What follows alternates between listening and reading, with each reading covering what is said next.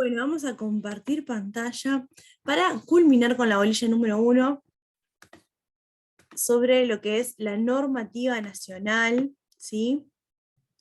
Que es la ley 19.268, la ley de organización consular.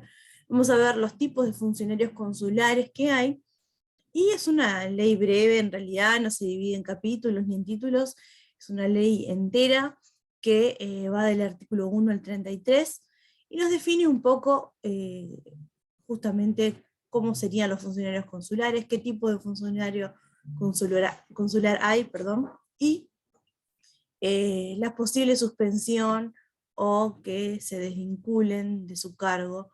¿En base a qué normativa? En base a la Convención de Viena del 63, justamente sobre los funcionarios consulares, sobre toda la actividad consular. Bueno, esta ley trata de traer una modernización y de promover la protección y obviamente la promoción de los intereses nacionales. La nueva ley de organización consular establece en su primer artículo que la labor consular como servicio público, recordemos todo lo que vimos, todo lo que estuvimos estudiando sobre el derecho diplomático y consular, cómo surgía y qué eran los funcionarios consulares, qué eran los representantes de un Estado, son servidores públicos, ¿sí? A la ciudadanía, implica el adecuar las actividades tradicionales a los principios de simplificación y simplificación administrativa, modernización tecnológica y pleno respeto a los principios de dignidad de los compatriotas, así como la protección y promoción de sus intereses en el exterior. Como habíamos hablado, justamente, el funcionario diplomático, el funcionario consular, no solamente va a ir a representar a su Estado, sino que también va a representar los intereses de ese Estado y protegerlos, ¿no? Para que, digamos, en ese periodo de gobierno en que le va a tocar ser funcionario diplomático, pueda cumplir con las metas y con los objetivos que se establecen en ese periodo de gobierno. Sobre estos principios deberá cimentarse la tarea del Cuerpo Consular Nacional. O sea que nos vamos a referir no solamente al significado de funcionario consular, vamos a ver los tipos de funcionarios que hay, sino que al cuerpo que forma, ¿sí? Digamos, esa consular. Esta enunciación de principios con los que comienza la nueva normativa permite entrever la nueva visión conferida por esta Secretaría de Estado a la tarea consular. Esto es unas palabras que se dijeron cuando la ley se publicó, ¿sí? Lo que salió del Ministerio de Relaciones Exteriores fue este comunicado. Perspectiva de servicio público de puertas abiertas, que desdibuja el enfoque actual del servicio exterior, otorgándole un carácter más cercano y sensitivo de las necesidades, derechos y obligaciones hacia y con nuestros connacionales, convirtiendo a la vinculación en una tarea habitual del día a día de la actividad consular. Y después me gustó citar esto exactamente con las palabras, digamos, exactas, que dice: se debe realizar una especial mención a los participantes del grupo asesor interinstitucional ad honorem, compuesto por prestigiosos docentes universitarios y profesionales de diversas instituciones asociadas, asociaciones y organismos públicos, quienes participaron directamente en largas sesiones de debate y redacción, analizando el texto de la ley anterior, haciendo propios los aportes de la experiencia de los funcionarios de Cancillería y finalmente aunando esfuerzos para la redacción de la nueva norma. Obviamente participaron de las comisiones, estuvieron llevando, digamos, toda su doctrina para el aporte de la creación de esta normativa. Como resultado de este esfuerzo colectivo, se ha incorporado al ordenamiento jurídico nacional una ley de organización consular integral que establece una actuación basada en la seguridad jurídica desde una perspectiva de derechos amplia, abarcativa y garantista. Esto es a lo que se refiere el Ministerio de Relaciones Exteriores sobre esta ley de organización consular. Como les decía al principio de la clase, consta de 33 artículos, ¿sí? Y se refiere a los funcionarios consulares, de ese cuerpo consular nacional. Entonces vamos a destacar algunos de los artículos más importantes que debemos saber y que debemos analizar. Palabras más, palabras menos, está resumido el contenido del artículo acá. Artículo 3. Habla directamente de los funcionarios consulares de carrera, porque vamos a ver que hay funcionarios consulares de carrera y funcionarios consulares honorarios. El artículo 3 habla de los funcionarios consulares de carrera, que serán jefes de la sección consular o jefes de la legación, consulares generales, encargados de sección consular y cónsules de distrito, según disponga el Poder Ejecutivo. O sea que todo saldrá por decisión del Poder Ejecutivo, según las circunstancias y condiciones de la circunscripción consular y las necesidades de la oficina consular de que se trate, se pondrán designar adjuntos, es decir, además del funcionario consular de carrera principal, se le puede designar otro funcionario consular adjunto. ¿Quién los designa? El Poder Ejecutivo, ¿sí? Eso es básicamente lo que dice el artículo 4. El artículo 5 habla de que este tipo de funcionarios no pueden ejercer provecho ninguno de otra actividad en el Estado receptor sin previo consentimiento del Poder Ejecutivo. Y esto viene directamente de la Convención de Viena del 63. Funcionarios honorarios, viene ahora, ¿sí? Hay dos clases de funcionarios consulares honorarios, que son los cónsules de distrito y los vicónsules, ¿sí? O vicecónsules. De las dos maneras se puede decir. Podrá también el Poder Ejecutivo acreditar cónsules generales honorarios en aquellos países cuyo movimiento comercial con la República no compense los gastos de un consulado a cargo de funcionario consular de carrera. O sea que si no, digamos, el vínculo que hay entre Uruguay y ese Estado no es suficiente por los vínculos comerciales que puedan haber, como para que exista, digamos, una embajada o haya un funcionario consular de carrera a establecer relaciones y a representar a Uruguay, entonces se podrá designar un funcionario consular honorario que por lo menos genere un nexo entre los estados, ¿sí? Que exista representación, pero no en esa categoría tan importante, ¿sí? Porque justamente si no llega a compensar los gastos de un consulado, de establecer un consulado, entonces se designará un funcionario consular honorario, ¿sí? Ya sea distrito o vicecónsul. Después, referidos a este tipo de funcionarios, a los honorarios, tenemos el artículo 7, 7, 8 y 9, que hablan específicamente de estos casos. Pueden ser nacionales o extranjeros. Entonces, en principio, los funcionarios honorarios, no importa si son nacionales o extranjeros, pero siempre que haya, digamos, un concurso para ver cuál de los dos podría llegar a entrar, si bien se los va a tratar en igualdad de condiciones, se va a tener preferencia digamos, al nacional.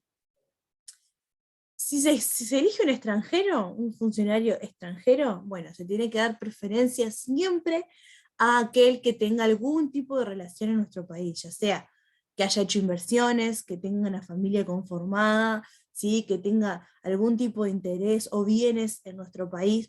Bueno, a ese será el que se le dé prioridad, ¿sí? Si tenemos en concurso 3 personas que quieren ser funcionarios honorarios y los 3 son extranjeros, bueno, el que tenga más inversiones, el que tenga bienes, el que tenga familia conformada, se tendrá en cuenta todo eso.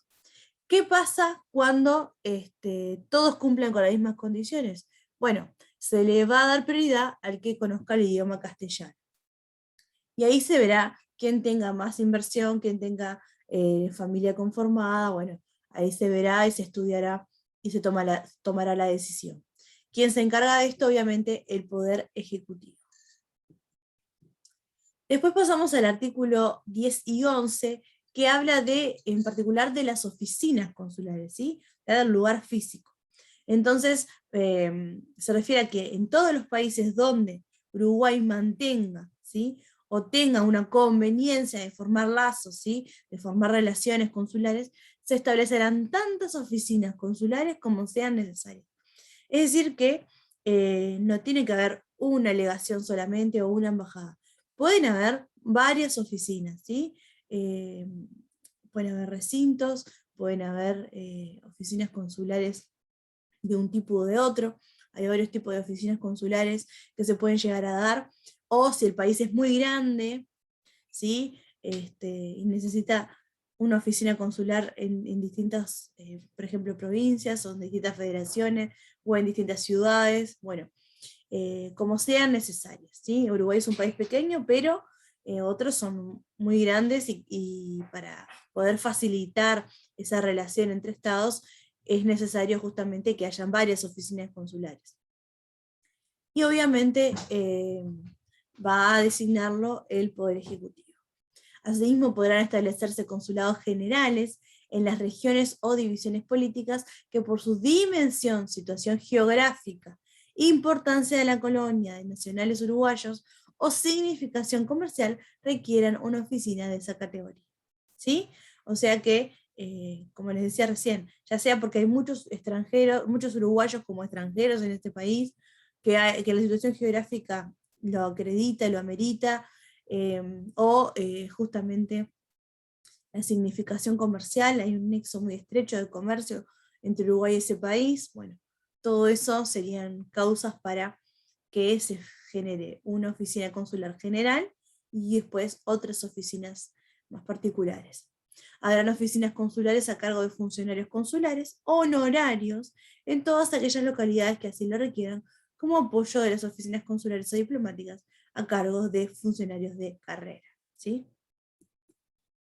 Entonces, para resumir, se va a hacer, obviamente, una oficina consular diplomática general, donde va a estar dirigida y encargado por un funcionario de carrera, y el resto de las oficinas que puedan haber serán, digamos, lideradas, por decirlo de alguna manera, por funcionarios honorarios, ¿sí? Funcionarios consulares honorarios. No pueden haber dos funcionarios de carrera en un mismo país. Bien, hablamos ahora de la suspensión y la... Voy a bajarme acá un poquito. Hablamos ahora de la suspensión y destitución. Están los artículos 20 y 21. Obviamente basados en la Convención de Viena, ¿sí? Obviamente, y en nuestra Constitución, el artículo 168 de la Constitución. Los cónsules y vicecónsules, ¿sí? O sea, los funcionarios de carrera o los funcionarios honorarios, podrán ser suspendidos en sus respectivos cargos por el cónsul general, ¿sí? O sea, el de carrera, el funcionario de carrera, dando cuenta inmediatamente de dicha suspensión al Ministerio de Relaciones Exteriores sobre las causas que dieron lugar a la misma. La mencionada Secretaría de Estado resolverá si hay o no motivo para dicha suspensión. El cónsul general comunicará a la vez en la misma forma al jefe de misión en el país de su residencia las suspensiones que ordenase y las causas que las hubieran motivado. El Poder Ejecutivo tendrá por motivo fundado suspender a los funcionarios consulares de carrera en el ejercicio de sus funciones. Podrá también esos funcionarios ser trasladados de un punto a otro, conservando su categoría y clase cuando el Poder Ejecutivo lo considere necesario o conveniente para el mejor servicio público. Recordemos que esta es una normativa de DIP, de Derecho Internacional Público, de fuente nacional. O sea, nosotros ya estudiamos en esta bolilla todas las normativas de suspensión, destitución a nivel internacional. Ahora estamos viendo a nivel nacional, ¿sí? Y será causa de destitución, con arreglo del artículo 168, numeral 10 de la Constitución, la comisión de actos incompatibles con los intereses de la República o con el prestigio del país o de la representación que invita. Bueno, ¿qué otros artículos se pueden destacar? Obviamente que es una ley corta y muy completa, es decir, es poco lo que podríamos descartar, ¿sí? Cosas, digamos, de administración o de trámite, pero la mayoría de la ley es importante. Pero los artículos que yo les destaco son los que tienen que saber. Artículo 23. Los funcionarios consulares de carrera no podrán aceptar empleo o funciones de gobierno extranjero en el país de su residencia o en otros, a excepción de lo dispuesto, ¿se acuerdan que estuvimos hablando de esto? Por el artículo 18 de la Convención de Viena sobre Relaciones Consulares de 1963. Esto lo vimos, ¿sí? No me voy a detener a hablarlo, pero vimos en qué casos podría el funcionario consular de carrera tener algún tipo de negocio en el país donde está representando a su Estado, en cuyo caso deberá contar asimismo con la autorización del Ministerio de Relaciones Exteriores. Sin perjuicio de lo antes mencionado, se deberá tener presente la normativa vigente en materia de cooperación consular. Artículo 24. Los funcionarios consulares honorarios, una vez nombrados, no podrán aceptar, sin el consentimiento del Ministerio de Relaciones Exteriores, nombramiento de cónsul honorario o vicecónsul honorario de otro Estado. Es decir, que si sos funcionario de carrera vas a ocupar un solo cargo y vas a estar en un solo Estado, salvo que el propio Ministerio de Relaciones Exteriores lo autorice, ya sea por conveniencia, por cercanía, ¿sí? Por, digamos, facilitar y abreviar gastos también, puede ser por esas causas. Por ejemplo, supongamos que son estados muy pequeños y vecinos, que sea muy fácil tener representación de la misma persona en dos estados, ¿sí? Salvo que el Poder Ejecutivo, artículo 25, disponga lo contrario, los funcionarios consulares residirán en la localidad donde se ubique la oficina consular a cargo. ¿Sí? Eso es lo típico, lo común, que los funcionarios consulares vivan en ese periodo en el país donde está la oficina consular. Dentro de su jurisdicción territorial, los funcionarios consulares ejercerán las funciones previstas en el artículo 5 de la Convención de Viena del 63, ¿sí? Sobre relaciones consulares, que habla de los funcionarios diplomáticos, que habla de las legaciones y demás. Y aquellas otras que le encomiende el Poder Ejecutivo para las que no mediará objeción del Estado receptor. Entonces vamos a ver cuáles son esas funciones especiales de la que nos habla ese artículo 25, ¿sí? Que deben ser consideradas, ¿sí? Entonces esas funciones son digamos, las que sí o sí tienen que estar en el funcionario consular.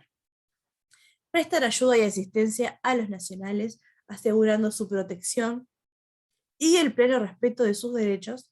Asimismo, promoverá la vinculación con los compatriotas residentes en su jurisdicción con el objetivo de fomentar las relaciones amistosas. Obviamente recuerden que todo esto es en pos de la protección no solamente de la soberanía, sino del fomento de las relaciones de amistad con la comunidad de nacionales e incrementar los lazos existentes con el país de acogida. B. Ejercer funciones de oficiales de registro de Estado Civil. Recuerden que se pueden casar, ¿sí? En las oficinas consulares. Entre ellas, expedir y suscribir las partidas de Estado Civil para los interesados, disculpen el ladrido, residentes en el exterior. C. Instrumentar y autorizar los documentos públicos que se indican en el presente literal, rigiéndose en todo lo pertinente por las leyes, decretos y acordadas reglamentarias aplicables a la función notarial. En el ejercicio de tal función, los funcionarios consulares solamente podrán autorizar actos jurídicos unilaterales, ¿sí? Tales como poderes, testamentos, declaratorias, reconocimientos de hijos naturales, y aceptación o repudiación de herencias, actas de declaración y o comprobación de hechos, certificaciones. ¿Sí? Pueden hacerse. Recuerden que vimos poderes, estuvimos estudiando los poderes, y bueno, en estos casos también pueden instrumentar y autorizar documentos públicos. D. Traducir documentos emanados del Estado receptor destinados a surtir efecto en la República, siempre que conozcan el idioma respectivo.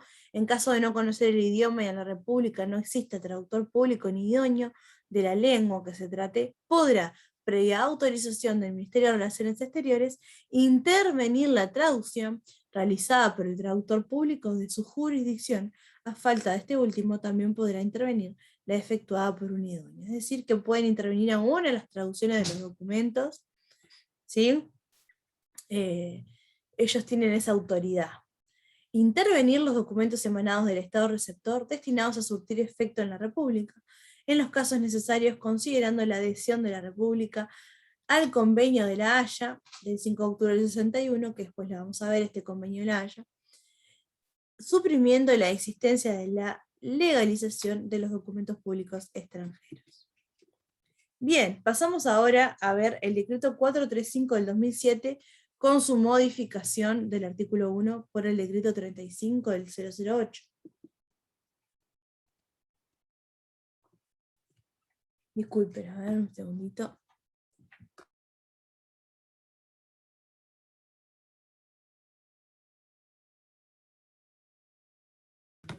Muy bien. El decreto 435 del 2007 se creó en el 2007, obviamente, como todos los decretos con la barra, nos indican el año de su creación, fue el 14 de noviembre y aprobó un manual de ceremonial público. ¿Qué pasó? Las distintas comisiones designadas a tratar este tema, ¿sí? Y la Dirección de Relaciones Públicas de la Presidencia decidió cambiarle el nombre, entendiendo que era más que público, era estatal, ¿sí? Obviamente porque es parte del Poder Ejecutivo y por lo tanto revelaría más bien que es un manual estatal y no tanto público, porque público restringe la palabra, quita la parte administrativa, entonces cuando hablamos de Estado ya incluye público y administrativo. Es todo un tema conceptual que se ha estado estudiando estos últimos años cuando se habla de derecho público y de derecho administrativo, que no es lo mismo, que son dos derechos distintos que pueden surgir de un derecho general, ¿sí? Que tiene que ver con el Estado, pero en realidad una cosa es el derecho público y otra cosa es el derecho administrativo. Por lo tanto, se entendió que debería incluirse un concepto más genérico que incluya no solo público, sino administrativo, y por lo tanto se propuso en la comisión que se creara un nuevo decreto que modificara, ¿sí?, el nombre, llamándose Manual, ¿sí?, de Ceremonial Estatal. Entonces, sencillamente, el decreto 3508 se modificó la redacción del artículo 1 del decreto 435 del 007, en el sentido de establecer que donde dice manual de ceremonial público, deba decir manual de ceremonial de Estado o manual ceremonial estatal. ¿Sí? Específicamente es manual ceremonial del Estado.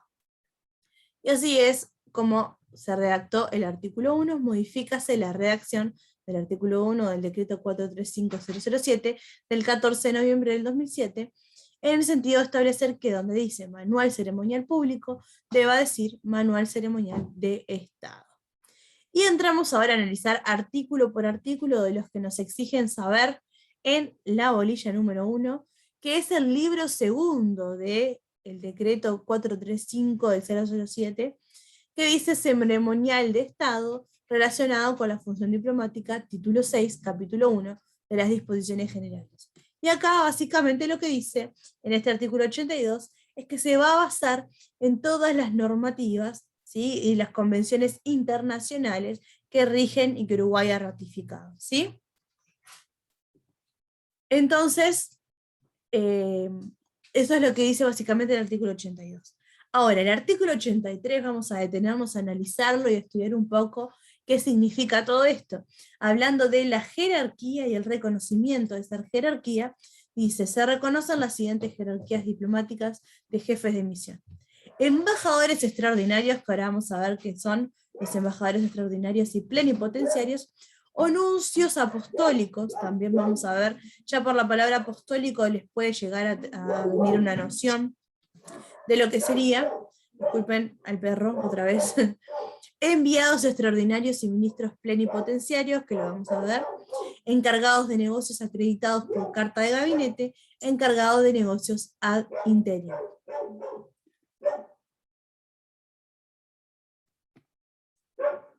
Muy bien. ¿Qué serían entonces los embajadores extraordinarios y plenipotenciarios? ¿O qué serían los nuncios apostólicos? Obviamente no es lo mismo, son dos formas de reconocimiento que lo vamos a analizar de dónde provienen estos nombres, de dónde vienen. Los embajadores extraordinarios saben que en realidad son los embajadores generales, ¿sí? Los jefes de la misión diplomática. Embajador concurrente, jefe de una misión diplomática o embajada cuya cancillería se encuentra ubicada en un país distinto al cual es acreditado. Embajador extraordinario y plenipotenciario, jefe de una misión diplomática o embajada. El término extraordinario no tiene significado real y por lo tanto, embajador extraordinario simplemente es embajador, ¿sí? O sea que no tendríamos, no es ningún concepto especial, sino que se le llama así por la Convención de Viena del 63. Y los nuncios apostólicos son reconocidos también, ¿sí? Es un representante diplomático de la Santa Sede, no del Estado de la Ciudad del Vaticano, ojo que acá son dos cosas distintas, con rango de embajador, representa a la Santa Sede, recordemos la importancia política de la sede papal, y por lo tanto se le reconoce históricamente también como embajador ante los estados y ante la iglesia local. Suelen tener rango eclesiástico de arzobispo. Acá tenemos un comunicado de prensa que se refiere a la designación de un embajador extraordinario, o sea, del embajador común. El gobierno de la República D ha concedido el beneplácito de la designación del señor fulano de tal para que se desempeñe como embajador extraordinario y plenipotenciario de, ante este país, el señor reemplazará al señor fulano de tal, quien ha sido designado. El nuevo embajador nació en, ahí dice un número, y en su carrera ha desempeñado funciones diplomáticas en tal lugar, y así como en el Ministerio de Relaciones Exteriores, actualmente se desempeña como, el señor fulano de tal viajará en breve a tal país para asumir sus funciones, lugar y fecha, firma, obviamente, del Poder Ejecutivo. Tenemos los enviados extraordinarios, acá es distinto, y ministros plenipotenciarios. Acá se habla de embajadores extraordinarios en misiones especiales, ¿sí? Bueno, acá serían enviados extraordinarios. Los enviados extraordinarios es un alto funcionario de un Estado que es designado para representar a su país en un acto determinado de una especial importancia y solemnidad, ¿sí? Y los ministros plenipotenciarios, en algunos países existe este cargo, quienes poseen un más alto nivel jerárquico y cuentan con plenos poderes generales y permanentes. Otros cuentan con los consejeros de primera clase, pero la mayor parte de los países se inclinan por la terminología ministro-consejero. O sea que tanto ministro plenipotenciario como consejero de primera clase o ministro-consejero son sinónimos. Corresponde a este funcionario la coordinación general de los trabajos de la embajada, la asesoría del jefe de la misión, la dirección de la parte administrativa contable de la misma, así como la preparación de informes sobre materias de una especial importancia. También colabora con el jefe de la misión para la asignación de funcionarios al personal de la misión. Es decir, que tiene un cargo importantísimo debajo, ¿no?, del funcionario de carrera, ¿sí?, del embajador, del jefe de la misión. Estarán estos ministros plenipotenciarios que tienen ese alto poder, esa alta injerencia en las distintas actividades que acabamos de mencionar. Después, que en realidad en el artículo está en el puesto número 4, pero vamos a verlo ahora en el 3, para terminar con los encargados de negocios en general, designados por el gabinete. Estos son los encargados de negocios ad interim o interinos, ¿sí?, que deben ser cuidadosos de no alterar por decisiones personales la estabilidad personal, a menos que exista una causal grave, la que en todo caso debe ser evaluada por su respectivo ministerio. Muy bien, a ver, ¿qué pasó acá? Dice, en todo caso, debe ser evaluada por su respectivo ministerio. Este personal, sin embargo, no debería tener acceso a asuntos de carácter reservado. Acá empezamos a ver qué vendrían a hacer. O sea, son encargados que se designan por el Poder Ejecutivo de negocios interinos, ¿sí?, en particular, y que en realidad no pueden tener acceso a asuntos muy importantes ni de carácter reservado, a menos que haya sido nombrado por el Ministerio de Relaciones Exteriores de Estado y forme parte de su personal permanente. ¿Sí? Salvo que tenga esas características, el encargado de negocios interinos solamente va a estar encargado de ese negocio en particular y va a cumplir esa función sin tener injerencia o conocimiento de otras actividades. El personal administrativo y técnico está subordinado jerárquicamente al personal diplomático de la misión y no tiene derecho a pasaporte diplomático. Esto es importante por todos los derechos que surgen de tener un pasaporte diplomático, cosa que vimos ya en clases anteriores. Después, entonces, en esos encargados de negocios acreditados ante ministros de Relaciones Exteriores. El protocolo de Aquisgrán, es un protocolo francés-alemán, fue acordado en noviembre de 1818, ¿sí? Que ahí introdujo esta clase de funcionarios, esta clase de, digamos, encargados de negocios, ¿sí? Que es como una cuarta clase que se toma en cuenta en todo el ámbito, digamos, diplomático, ¿sí? Todo el ámbito consular, que está establecido obviamente en la Convención de Viena y en otro tipo de normativas internacionales. La Sociedad de Naciones intentó posteriormente revisar con el objetivo de actualizar esta carta, ¿sí? Esta, digamos, este tipo de, no fue un tratado, pero fue como una especie de acuerdo que generó este tipo de cargo. Con el objetivo de actualizarla, esta clasificación, pero no tuvo éxito. Los países americanos suscribieron por su parte en el 28 una convención de carácter regional relativa a los derechos y deberes de los agentes diplomáticos, que distingue entre jefes de misión ordinarios, los de carácter permanente y extraordinarios, los encargados de una misión especial o acreditados en conferencias, congresos, organismos internacionales. Sin embargo, solo en el 61 pudo adoptarse igualmente en la capital austríaca una nueva reglamentación internacional respecto de la clasificación de los jefes de misión en la denominada Convención de Viena sobre Relaciones Diplomáticas. ¿Sí? Entonces acá, en esta normativa, en la Convención de Viena, es donde se habla de estos tipos de, digamos, categorías de jefes de misión, y ahí entra lo que ya vimos en el artículo 83, ¿sí? Embajadores o nuncios acreditados ante jefes de Estado y otros jefes de misión, como los altos comisarios o Commonwealths de rango equivalente, ¿sí? Enviados ministros e internuncios acreditados ante jefe de Estado, los ministros que vimos recién, encargados de negocios acreditados ante ministros de Relaciones Exteriores. ¿Sí? Acá no habla de los encargados interinos, ¿sí? Pero en un término general, los encargados de negocios. Simultáneamente, cada país determina una clasificación de sus propios jefes de misión, atendiendo a su legislación interna.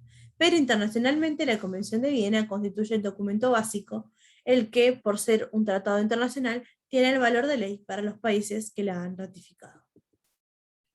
Y después tenemos el 84, 85 y 86 para terminar con este análisis. El 84 básicamente dice que el ministerio, ¿sí?, es el organismo regulador de todas las comunicaciones oficiales entre misiones diplomáticas y cualquier dependencia del Estado. Los jefes de misión son los únicos autorizados para dirigirse por escrito al Ministerio de Relaciones Exteriores, ¿sí? O sea, no puede ser cualquier funcionario, cualquier persona que trabaje en la oficina consular, ¿sí? O sea, en la oficina de jefe de la misión, sino que el único autorizado a dirigirse y a enviar la información tiene que estar la firma del jefe de la misión, ¿sí?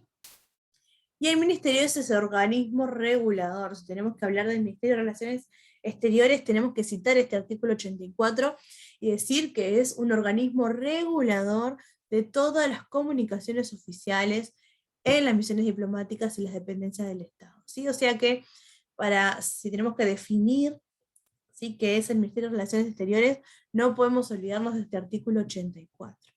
Las comunicaciones que se dirijan al Ministerio de Relaciones Exteriores en idioma extranjero deberán llevar anexa una traducción no oficial de idioma español. En estos casos no es necesaria una traducción oficial, ¿sí? O sea, con que sea una simple traducción estaría correcto. El artículo 85 dice, el orden de precedencia de los jefes de misiones diplomáticas será fijado, de acuerdo a sus diferentes categorías, por la fecha de presentación de sus cartas credenciales o sus gabinetes.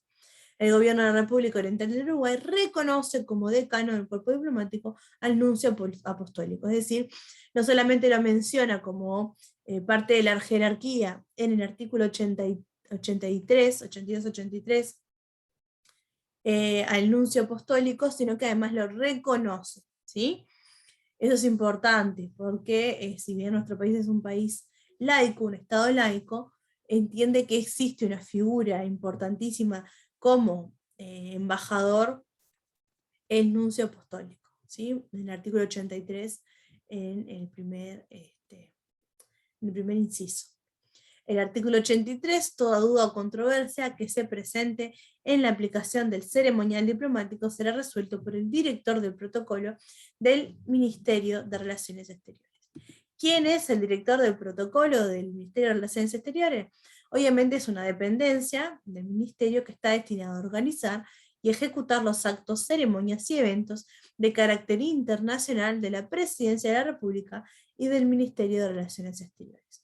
Y sus cometidos son organizar y ejecutar los actos, ceremonias y eventos de carácter internacional de la Presidencia y del Ministerio, y otorgar y regular las inmunidades y privilegios diplomáticos de la República. O sea que, si bien es un director de protocolos, ¿sí?, en el ámbito ceremonial, también tiene injerencia en el otorgamiento y la regulación de las inmunidades y privilegios de los funcionarios diplomáticos, ¿sí?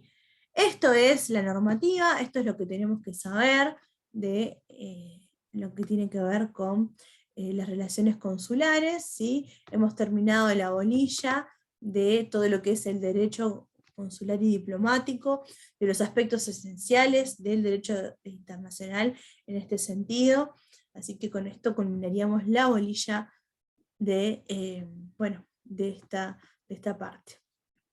Pasaremos entonces después a analizar la bolilla número 2 y ese repaso general que vamos a ver, importantísimo, de todo lo que ya vimos, sumándolo a lo que es un agregado de esa bolilla número 2 que se mete un poco más, que se introduce un poco más a los conceptos. Nosotros vimos todo a nivel general, estudiamos todos los organismos, ahora vamos a ver en la bolilla número 2 las organizaciones, o sea, la organización, no los organismos que se encargan de la organización, sino la organización en general, a través de la normativa que está establecida en la ONU y todo lo que implica la bolilla número 2. Muy bien, dejamos de compartir y bueno, nos vemos para la próxima clase.